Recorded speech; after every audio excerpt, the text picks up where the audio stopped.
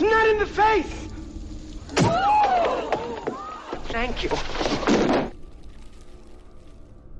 Hello and welcome to Hey, Not the Face with your host, John Nash, and your producer, me, Steffi Haynes. And boy, there's been a lot of financial news over the past 2 weeks, and we are here to break it down for you. But first, let's check in with our fearless leader, John Nash. How the hell are you? Adequate, I think is proper term. Adequate. Doing fine. Wrapped up our sweeps week. This is the final week, and I got trying to catch up on all the financial droppings and lawsuit, all the stuff that's happened in the MMA world the last couple of weeks that I've not been paying attention to as much as I should have at the time. Well, we do know you have a lot on your plate, but you have managed to make time to squeeze in a lot of this stuff, and we need to talk about it. The first thing I want you to do is discuss the new SEC filings that you recently broke down a bit on Bloody Elbow. Let's talk about that for our listeners. Okay, well, the UFC, if people aren't aware, they are merging, making a new company with the WWE. That new company is going to be called TKO. I shouldn't say going to be called. It is called TKO because they are now publicly traded. So they have a new company called TKO Group Holdings, and they released an S1 filing, which is something you have to do when you go public. And an S1 file details the finances of the entities, and so it breaks down the finances for both the WWE and the finances for the UFC. Since I cover MMA and I don't cover pro wrestling, on Bloody Elbow, I went through and I broke down. We looked at the finances that were revealed for the first 6 months of this year. That's what they covered. That's the new information that was given for UFC, as well as I'm going to have another article out probably before this podcast goes, looking at how much the UFC benefits and has benefited Endeavor and will probably benefit them going forward. And just briefly, how much will they benefit if you were to apply a number? Well, I mean, Endeavor? Yes. Well, Endeavor, one is they own 50.1% of this new company, 51%, and they issued a $3.86 share dividend for every shareholder. So the Endeavor is going to get that from this company. They're also now they have a manager fee they've been collecting from the UFC every year on top of the dividend they get. And we can go back. They've been getting distributions from the UFC. Dividends or distributions are almost synonymous over the last several years since they bought the company. On top of that, though, they get a $25 million a year management fee, right? And on top of that $25 million a year management fee, they're now going to collect a $25 million management fee from WWE, which is going to become a $35 million management fee shortly for both of them. And also, Endeavor also handles a lot of the sales, a lot of the streaming services, a lot of the other stuff for the UFC, and they collect fees for that. And so the UFC has been a major cash cow for Endeavor over the last few years. You mentioned the word distributions. Would you mind breaking that down for those out there, our listeners that might not know what that means? Okay, well, there's if you own a company, you have stocks and stuff, you issue a dividend, a payment. In other words, you make profit, you issue the shareholders a dividend. A distribution is very much the same, but it's for the UFC up until this point has been an LLC, a pass-through company.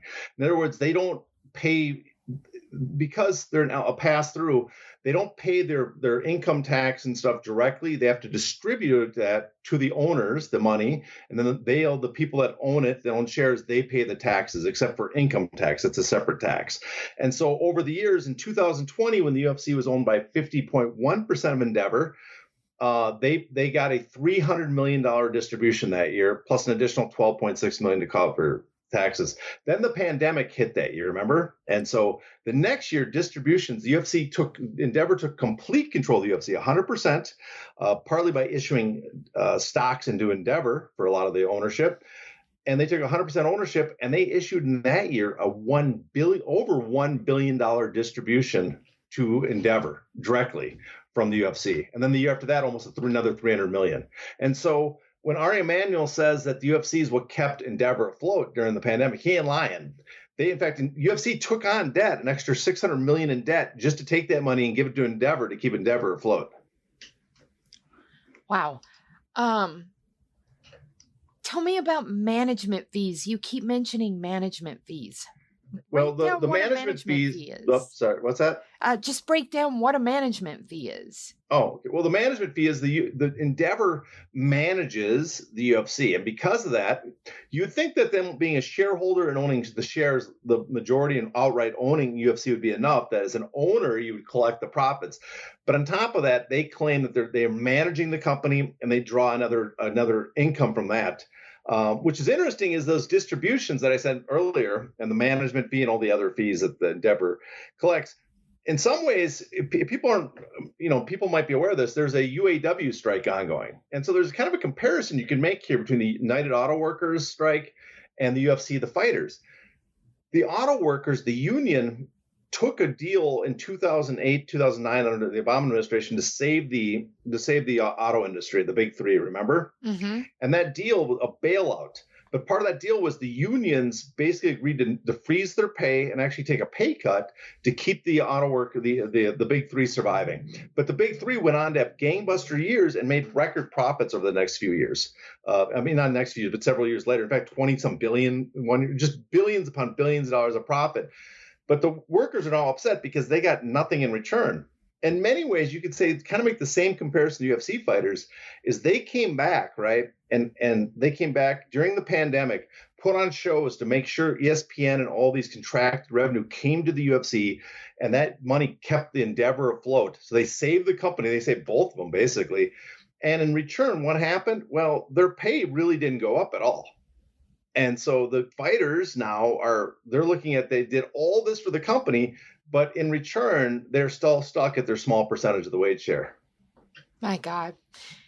Let's talk about Ari Emanuel for a moment, because I came across an article that breaks down some things that he basically breaks down his salary. So I was wondering if you would talk to us about that a little bit and give us the breakdown. Well, there's a couple things. One is he has a salary right now with Endeavor, right? Mm-hmm. With Endeavor, if I remember correctly, he is making several million a year with Endeavor. He is getting his package, I think, like a $4 million base salary. 1 year, a couple of years ago, he had $300 million in bonuses. Oh my God! Just insane bonuses built on the profits of the company, how well it was doing. Which, of course, is, again, due to what the UFC fighters did by putting on shows and sending money to Endeavor to save them. That's the only reason those bonuses kicked in, right? Right. On top of that, he got an $8.2 million bonus. He gets millions of dollars in non-equity incentive compensation, other compensation. He also, as the head of it, he gets to use the Endeavor aircraft to fly around on business use and for personal use. Endeavor pays for security detail. They give him reserved parking. They pay for a cell phone. He also gets club membership. What club? What club? I'm not sure. What's that? Club membership? Yeah, I'm not sure. It could be the Hellfire Club. I'm not sure what club exactly he's a member of, but he's a member of a club. It could be the club from Eyes Wide Shut. I don't know. I haven't looked into what club he's a member of. And then on top of that, he also has a 401k matching contribution, which is actually kind of pathetic for Endeavor, because if it's just matching, because you can put in $20,000 as an individual, and companies are actually allowed to put up twice as much as that. So that's kind of chintzy of Endeavor if they're only putting up a matching amount. Now that's what he gets with Endeavor, but now he's the head of TKO, and he gets almost an identical deal. He gets $3 million from as a salary from TKO on top of his $4 million in Endeavor, because he's still an executive over in Endeavor. He gets a bonus every year. I think they're shooting for, $4 or $5 million in bonus. He gets equity every year, so it compounds how much he's making within TKO. So Endeavor, so Ari is not going to go starving anytime soon. Oh my, that is insane. Let's talk about TKO for a moment proper. I came across an article it was a tweet that mentioned comments that were made from within TKO about Vince McMahon. And if you wouldn't mind, because you actually came across that comment first about Mr. McMahon's membership on our board. Yes, well, Vince McMahon, there was a comment that Vince McMahon is actually a liability to be on the TK board because of the investigation, because of all the baggage dealing with him, right? And so there was some effort apparently that they think he should exit TKO, that having him on there in the long run would be bad for the company. But that also there's been news lately that came out last few days that his stock has been put up to be sold. So it sounds like there's a good chance that he's actually exiting the business. He's cashing out and leaving the company. And so he orchestrated this deal. Everybody thought this deal was for him to stay in power, but I guess maybe he just wanted to put the company in the hands of people he liked or something. I'm not sure. I don't follow pro wrestling enough and McMahon enough to know what his thinking was, but it looks like his billions and dollars of shares in TKO are going to be up for public offer, which means he will exit with a lot of money if he sells it all and no longer be part of the company, no longer have a major, he probably would step down as executive, have no major position in the company. I think that's what people want, but I don't know if Vince's pride's going to let him do it. His ego loves the limelight. We'll just have to see. Now, I want to talk about WWE cuts because there were a lot of them, and cuts to talent as well. Now, that was the big difference in the cuts that the UFC made and the cuts that WWE made, because, UFC, they gutted their office staff. It looks like WWE is gutting office staff and talent. Why? I guess for cost savings measures, because they want to increase the value of the WWE, increase the revenue. I mean, one is they have a lot of overlap between, and that's why UFC, a lot of their people were let go when the UFC was acquired by Endeavor, because they had people in Endeavor that could do the job that the UFC employees could do, right? They could handle the marketing. On top of that, they can not only do the job for the UFC, they could take a fee for doing it. And so that was an added benefit. And now, so you built up the UFC, and the UFC has a lot of the same infrastructure as the WWE, camera crews, producers, all these things. Well, now it's redundant. Hire the WWE guys, and so you cut the costs there. And imagine one of the reasoning is because they're cutting so much in WWE staff to trim costs, is like, well, if we're going to trim costs, maybe we can trim off some of the shows, some of the wrestlers, because we don't need to put on as much, because we're getting rid of some of those, WWE specific people that do this. And so they can trim some of the fat there as well. UFC, that when they were, one thing that happened when Endeavor came in, that's one thing they did not list for cost cutting, as you noted. The fighters were kind of left alone, but they did note that the fighters got a very low share of the revenue anyway. So I guess they weren't concerned about that. Wow. All right. Now we're going to discuss some other things going on here as well. And I want to start with PFL rumors, because you whispered in my ear a couple of days ago that they have ramped up again. Talk to us about that. Well, I saw a lot of people on Twitter talking about, the PFL is no longer going to buy Bellator. The Bellator is just going to go to business. Best information I have, and this is from pretty freaking solid people. I can't say their name, but this is from solid info from people involved in both parties. It's basically, the people saying it's a done deal, I think are right. It's basically a done deal, that it's going to take 30 to 60 days to go through the due diligence and everything. But the Bellator has been negotiating with PFL exclusively now. And I guess the holdup is that Bellator's not Bellator, but Paramount, the owner of Bellator, has been waiting for finances from PFL, that they had to give them some finances. I'm not sure if that's been cleared up yet, if PFL handed over the finances and now we're moving ahead with the sale, or if they're still waiting for those. But that's what they're waiting for, because a big part of this deal is, and I've seen, they throw out, there was I can't remember what article talked about the valuation of Bellator was at $500 million. Well, they get to that valuation. Wow, really? Well, let me explain that valuation.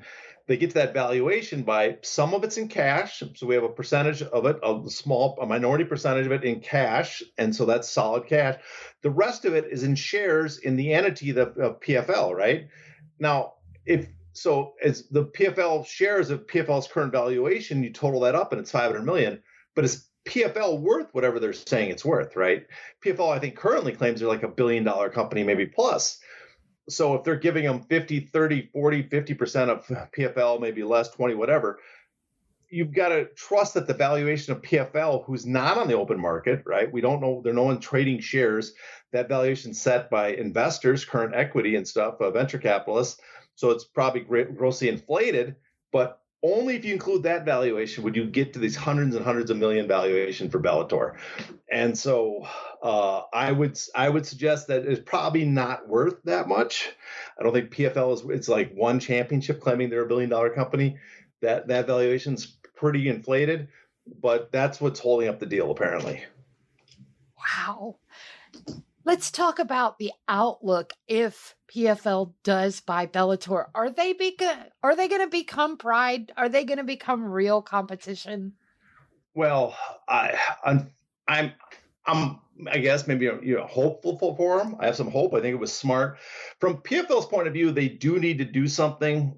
Getting Francis Ngannou is probably very clever in hindsight because they're letting Francis build up his presence, his renown even more without paying him and actually putting him in the cage, right? They're letting him do this boxing route, making him a bigger name. Bellator, if they get Bellator, they get a wave of top fighters. They're trying to build up a pay-per-view division. But I'm hesitant to really give much of a chance because I listened to an interview that Don Davis did, and MMA Fighting has a transcript of it on their website. And it was if they really believe what Don Davis is saying in that, and I don't know if they do, that could just be Don Davis giving a spiel for investors, right? But if that's their real opinion, that they're this already a massive rival, this huge entity in the space, then I'm very nervous about their future because that does not sound like someone that knows what it takes to succeed in this space. But again, there is a very strong possibility. I haven't spoken to Mr. Davis. There's a very strong possibility, but that was just that he realizes that's not accurate, but he's saying what he knows investors want to hear, potential investors who do not know much about the world of mixed martial arts. So I guess I'm holding back. I'm holding back my judgment until we get more information. All right. So we're going to pivot a little bit because something has been weighing on my mind a little bit. Performance institutes. We keep hearing about these mega institutes that the UFC is building or has already built, one in China, one in Mexico. These aren't your normal little franchise locations here in the United States. These are those gigantic metropolis type institutes. Tell me how the UFC how that business model works around the performance institutes, how they make money, and how does it work for the fighter? Because as you have demonstrated to us many times over the years, even in this very podcast that we're recording right now, how very tight, how very frugal the UFC is, down to the fact of a matching 401k for Ari Emanuel. Well, I mean, I don't know 100% how the Performance Institute works. I've actually asked around, and the business, the reasoning behind it is kind of lost to me. I mean, there's a lot of theories put forward, but no one's clear cut said this is why they do the Performance Institute. One is, I mean, it's an asset. You're building these properties probably in very valuable locations, so you have an asset now, an actual tangible asset. You can do deductions on it, so that's a possibility. One of the reasons. Another reason is it gives them, they have a business they can run out of it besides MMA. They invite in other athletes. They do this. They track various things about athletes. I mean, some people think it's a con, but others think there's a lot of valuable data that you can get from that. It works in a weird way is that because they have so many fighters, right, that they can actually, by making this top-notch facility, it's expensive on paper. It's expensive as a one gym location. But if you parcel it out by every fighter that uses it and every fighter in the UFC and the advantage it gives them over anybody else in the space, because you can offer this, it's actually very affordable. It's only, probably a few $1,000s per fighter per year, right? Several thousand per year. And which in the grand scheme of things is not, that's like one Reebok kit or a Venom kit payment, and you've got it covered, and you've given this benefit to fighters that no one else has the resources to match, but also gives you a return on the other side. And there's also the possibility too that this gives them data that they can use with their fighters. I mean, there is some fighters that are nervous about going there, or if not the fighters, their trainers and management, because they're worried about the kind of information that's collected by the people there. And if it could be used to, does that information get passed on to UFC management? Does it get passed on to other people? Because if you have an injury and the UFC knows that you have an injury and negotiations, they might know that you're at the end of your career and there's no reason to sign you because they know your longevity is, in question, or that you have other health problems that they don't want to have any part to do with. So there's a lot of possibilities, and it could be very well that all these come together and it makes it a worthwhile investment for them. How about for the fighters, though? We've seen comments and people talking about how the UFC charges for medicals, they charge for flights, for hotels, for every little thing they charge the fighter for. Is this another instance of them being able to hold the fighter accountable for X amount of dollars because, hey, you're training at our institute? No, I think it's actually kind of the opposite. But one thing the UFC does offer more in the sense of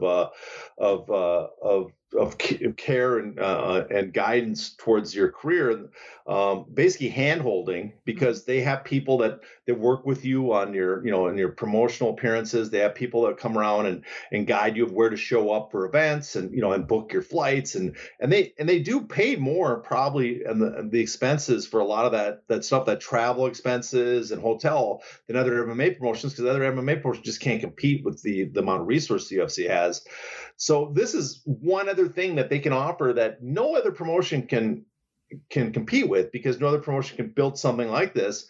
And like I said, if you have hundreds of fighters per year passing through this, well, then the cost plummets per fighter to a very small amount. But per fighter, the benefit it gets that individual fighter is something that no other promotion can match, especially in like other countries like Mexico and China, where the fighters' resources are probably cash strapped. The fighters there don't have a lot of money themselves, or their trainers don't, but then they can put this resource there and build up fighters in a market they really want to expand to. Oh. So it does that as well. So it for a fighter, it is probably a big benefit compared, especially if you're a fighter making $20,000 a year, and this just going to this facility and they have free food, free training is a several $1,000 benefit. Well, that's big for you as a fighter, right? And that also is because no one else can do it at this scale.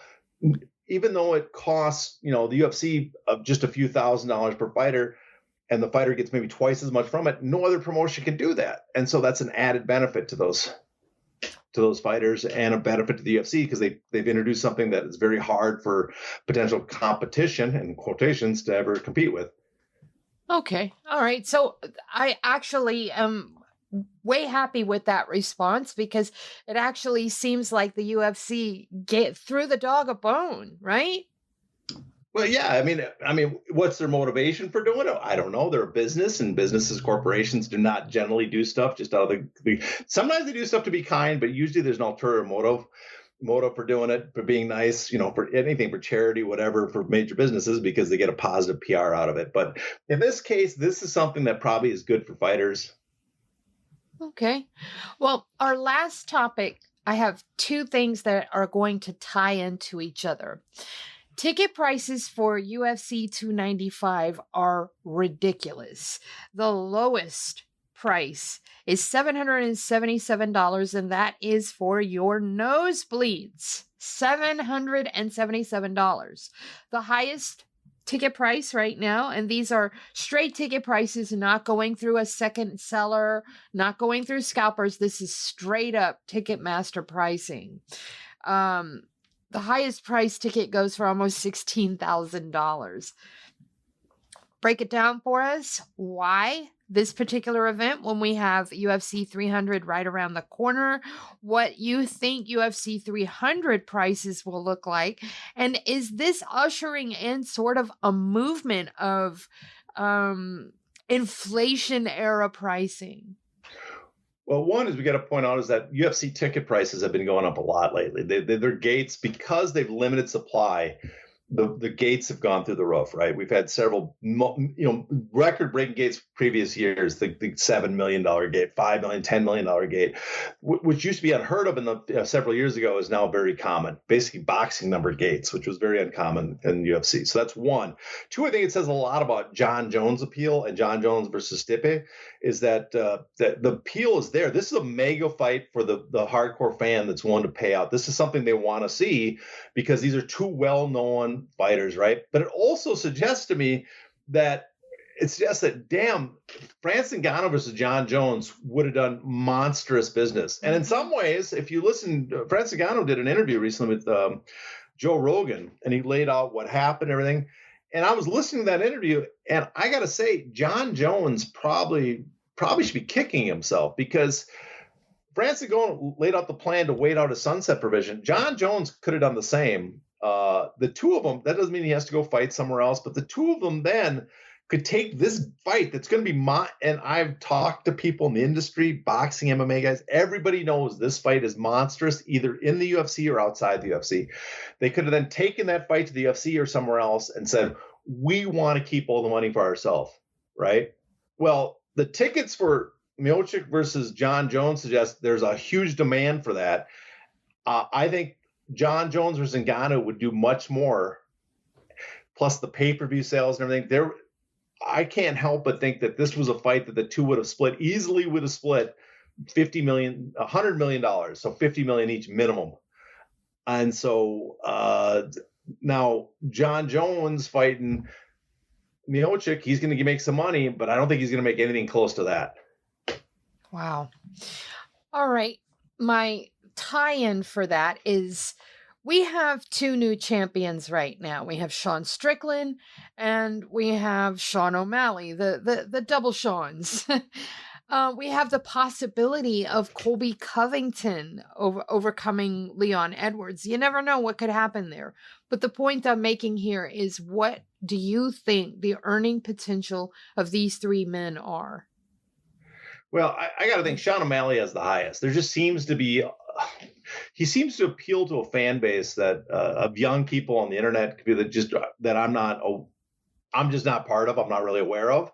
But he does seem to have an actual very strong individual fan base. Like he has, and I have to get the guy has some charisma. There's some, he has a personality of sorts that you can see why there's interest in him.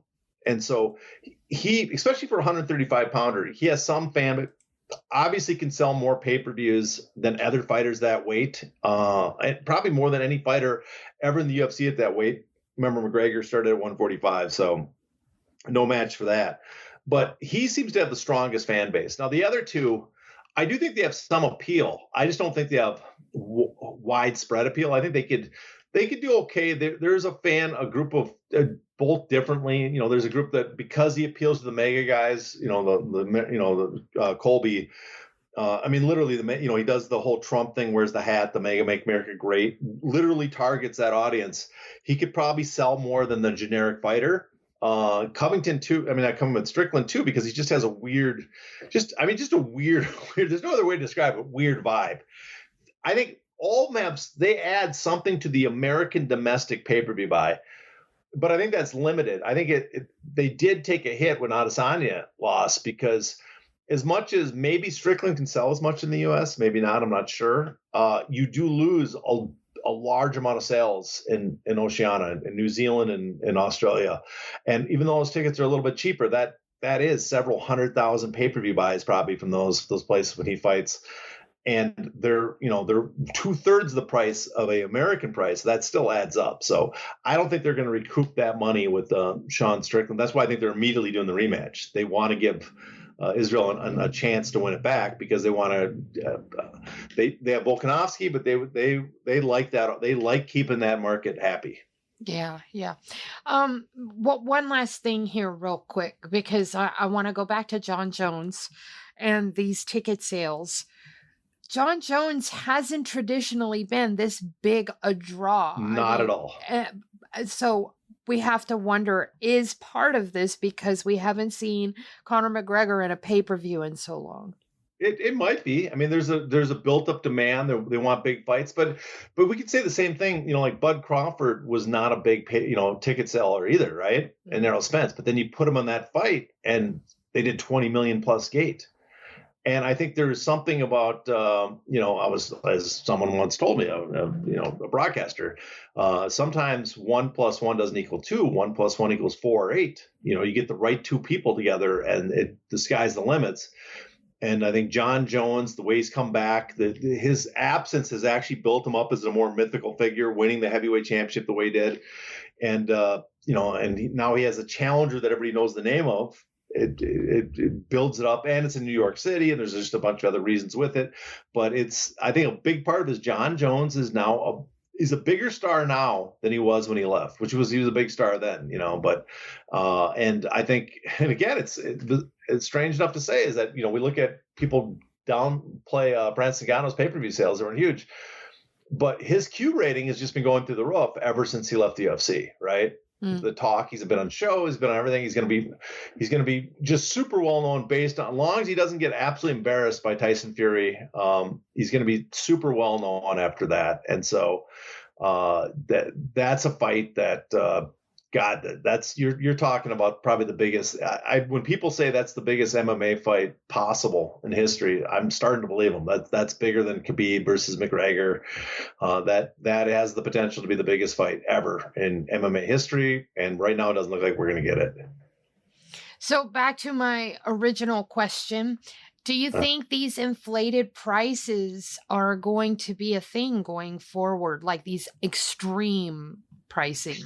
I hope not. I mean, it's just, I don't think so, because just like in boxing, it's only an occasional you get these events that just sell.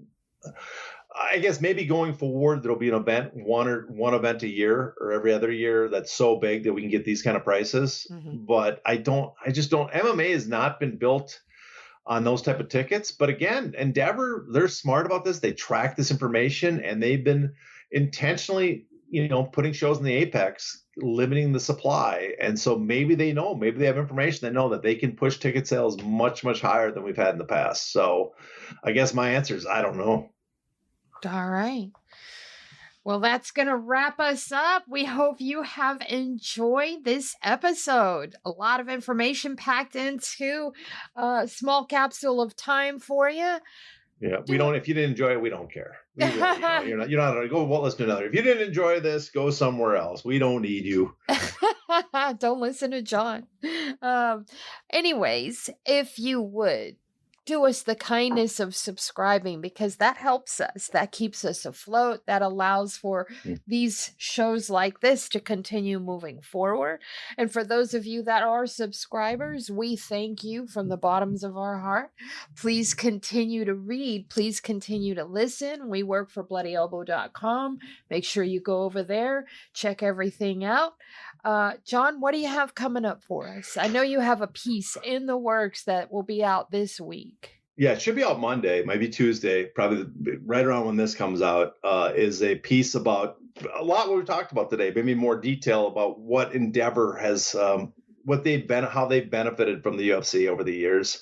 And then I've got some other stuff in the works, articles. I don't want to jinx them yet, but I guess we'll have some about Ngannou and his fight with Fury. I have this boxing article I've had for a long time. I've been piecing together. So it's, I've been reading all the congressional hearings about boxing going back to 1960, and it's just hundreds and hundreds of pages. So it's a pain to get through. So I got that. And then, we'll have another Hey Not the Face podcast coming up. That's right. That's right. So there you have it, folks.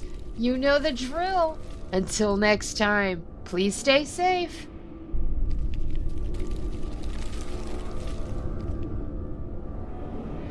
Ow! Ow! Not the face! Ooh! Ooh! Okay, the face!